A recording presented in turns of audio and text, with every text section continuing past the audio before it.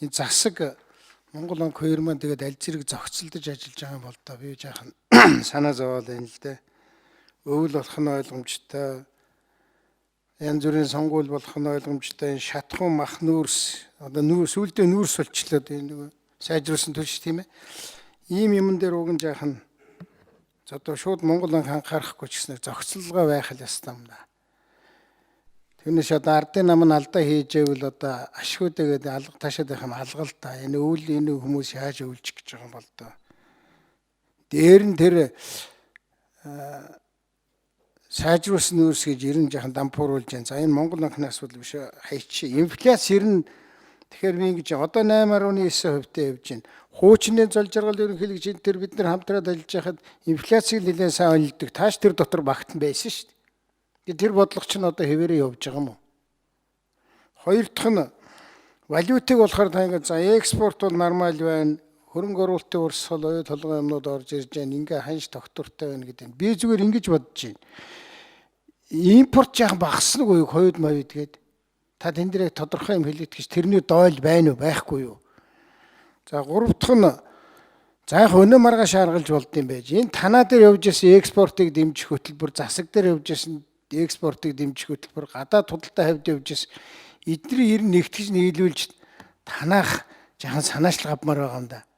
Ер нь стратегийн хувьд бол одоо Монголын валютын ханш, төгрөгийн ханш унахаас сэргийлэх юм чинь экспорт л одоо нэлээд сайн дэмжиж өгөх хэрэгтэй шүү дээ. Тэгэхээр энэ экспортыг дэмжих бодлого маш тодорхой их хурд би танахыг хийжсэн уншижсэн засгахыг мэд бүгд бид нар агуу их олон хуудастай юм хийд бүтдэггүй юм байл.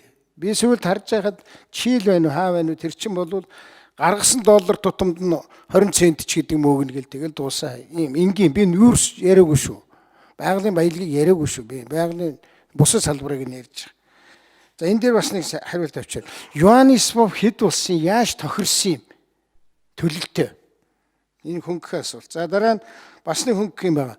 Цаасан мөнгөний хэвлэх тухай асуудлыг би одоо нодон жил асуусаар байгаад хуучин бол хэн хийж байгааг нь ойлгохдохгүйсэн. Одоо танаа тэнд нэг зөвлөл хийдэв шүү. Энэ одоо энэ 21 онд хэдэн удаа хуралдаж энэ асуудлыг шийдвэр гаргасан юм уу? Тоо хэмжээ хэлэхгүй байж болно. Ер нь би ойлгож байгаа зөв байна уу, буруу байна уу? Хоёрдугаарт энэ дээр ер нь хяналт хаанаас тавигдах ёстой бэ? Намайг жишээ нэг ерөнхий сайд байж цаас мөнгө хэвлэлсэн гэдэг энэ Хөрлөбаатар нөхөр их ярьдаг байхгүй. Тэр цаас мөнгө засагт ямар ч хамаагүй байдаг байхгүй.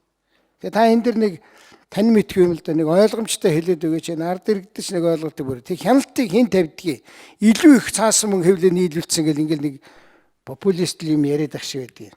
За ийм хэдэн асуулт байна. Мөнгөний нийлүүлэлтийн асуудлаар цаас байна уу, юу байна уу хамаагүй л дээ. Тэрийгээр ядаа шийдвэр хэн гаргаж байгаа вэ гэж асууж байгаа.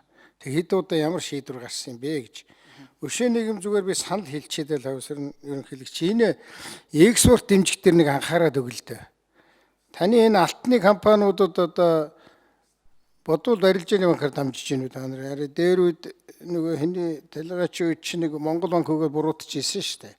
Арайш Монгол банк өгдөг. Энэ алтны олвор гэдгийг дэмжиж болох юм болох ч гэсэн энийг бэлтгэл дэмжиж байгаа байхгүй. Бэлтгэж авахыг нь.